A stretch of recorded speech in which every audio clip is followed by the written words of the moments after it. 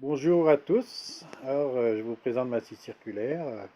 C'est une évolution Fury 185 qui a un énorme avantage, c'est d'avoir ici un récupérateur de copeaux.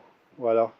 Si on ne met pas cet embout, il y a deux embouts, hein. Si on ne met pas celui-là pour brancher l'aspirateur, par exemple, si on est dans une pièce où il n'y a pas d'aspi, enfin bref, on peut mettre un bouchon qui est fourni et pour alors la scie, elle récupère les copeaux. Il y a un regard transparent ici, on peut voir, bon, on peut voir comment elle est remplie de récupérateur de copeaux. Et bon, c'est bien. Je trouve ça, c'est pas mal.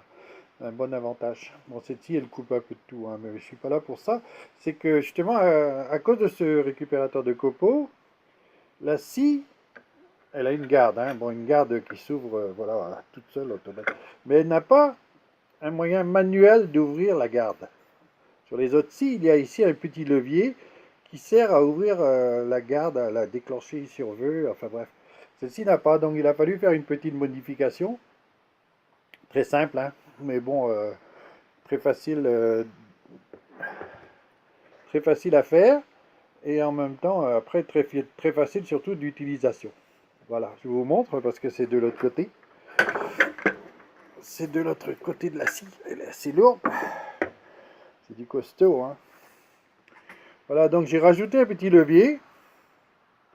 Ici, sur cette scie, il y a déjà des trous ici filetés pour mettre un boulon de 5. Il y en a deux qui servent à l'origine pour changer de place à la poignée qui est ici, la poignée de la scie. On peut la mettre là ou là. Voilà. Normalement, ça sert à ça. Moi, j'en ai profité de ces trous, donc avec des boulons de 5, j'ai mis un petit levier, une poulie que j'ai tournée, hein, une petite poulie en acajou que j'ai tournée là, et un fil de pêche qui passe donc derrière le moteur et qui va se brancher là, on voit sur la garde. J'ai fait un petit trou de 1 mm avec une petite mèche, un trou d'1 mm. Le fil de pêche là, c'est en 10 débat, donc il n'y a pas de problème. Il passe là, et puis voilà.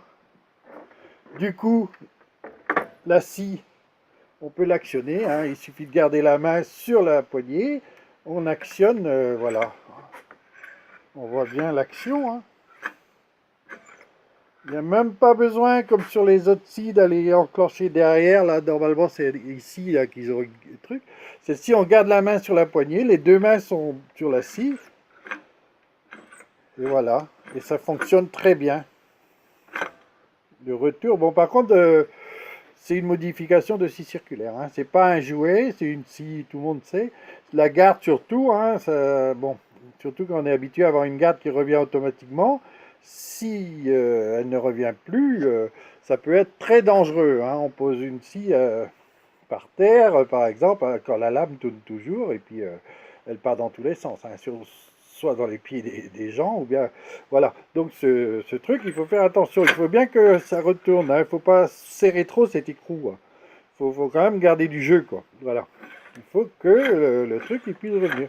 Autrement, pour moi c'est l'idéal, hein. J'espère que ça aidera quelqu'un d'autre, hein, qui avait aussi ce problème sur ce genre de scie. Parce qu'il y a ce modèle de scie Fury, les vertes.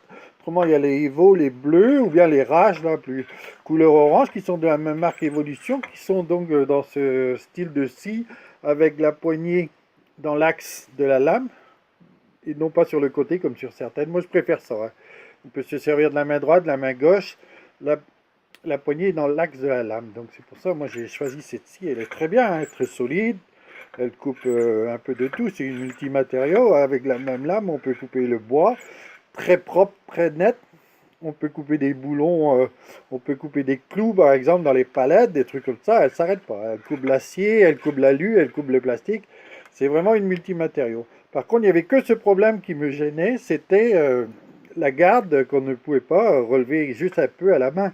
Par exemple, quand on travaille avec un guide de scie en contreplaqué, là, comme moi j'ai, un guide de scie circulaire, eh ben, au départ, le guide, la garde avait tendance à accrocher un peu le guide.